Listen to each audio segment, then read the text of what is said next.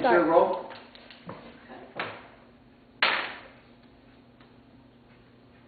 Alright, so red card, please.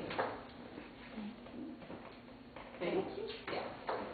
Would you agree that many companies do have corporate diversity programs which are intended to increase cultural diversity in the workplace? Yes, I would agree that. I've worked for a few companies now here in America, and every company so far has had some kind of a meeting or a lecture, an annual discussion, just making us aware of the differences in the workplace. Very good. Yeah. Your turn. Oh.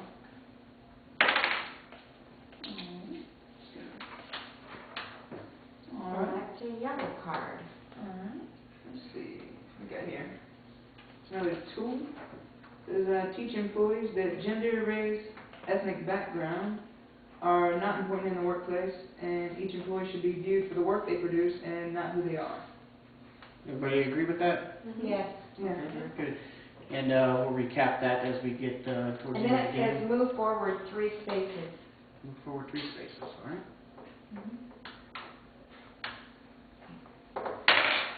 One. Select a red card, read aloud, move forward 2 spaces. Sorry about that. No, it's time for it.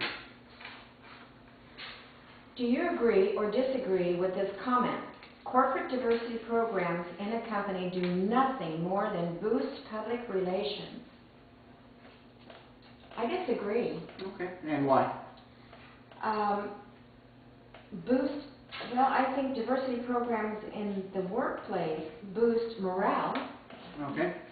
I don't necessarily think it's public relations because it's in the workplace. It's not outside of the workplace. So. All right, very good.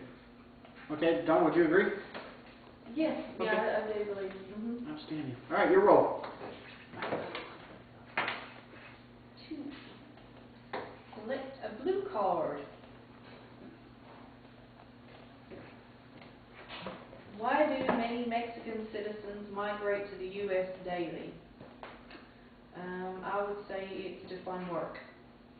No? Okay. It is for work. And you believe that is correct? Well, I know they're doing it illegally a lot, so I'm sure it's to feed their families and find work. Yeah, I agree with that. Yep. Okay, and now seen in the news, it's a big topic these days. It's something that's to be looked at. All right, here's what we got through some of the questions, and we've all opened up discussions, and we had some ideas. We're going to go ahead and recap and review some of the materials that were covered. When we're referring to diversity in the workplace, we discussed that some people might find it offensive, while others in the same vicinity might not find it offensive. However, you need to be careful because that is in the eye of the beholder. If I find it offensive, even though you two don't, you're best friends, my impression of it makes it unacceptable. We need to remember that. You need to remind your employees of that when they get back to the work centers.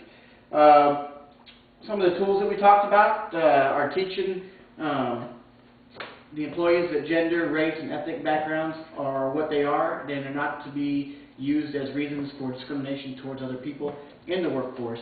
And it's important that you remind your employees that that is unacceptable behavior. And even like we just talked about, stereotyping people is unacceptable and shouldn't be tolerated. A couple other tools that we didn't get to play that I'm going to go through real quick is advise the employees that this type of behavior is unacceptable, which we've hit on a couple times already, that it's very important as a supervisor that you stand firm on these issues and remind those that it's unacceptable. And one of the things that you might be able to do is to create a program that requires supervisors to sit with new employees and brief the expectations as it relates to equality and diversity. And I would recommend you accomplish this annually. Some work centers we do it every quarterly, 6 months. It's just up to your work center and what it is you guys feel is important.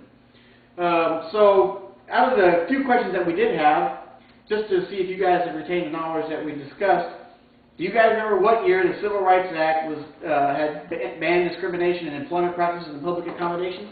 1964. 1964. Good job. You guys are listening. And why do Mexican American or Mexican citizens migrate to the U.S. daily? For work. To find work. To find work. Outstanding. All right, so what we're going to do now is a closing exercise, and I would like to get you guys' opinion on what you thought of the game. Linda? I love it. As soon as I sat down and saw this, I thought, because I've been to diversity training classes, and it's so uncomfortable. You never know, what you should say or not say. You tend to be very cautious, and you don't want to open up. This is a great way for people to talk. Okay, good. Donna? Yeah, it's better than a regular lecture.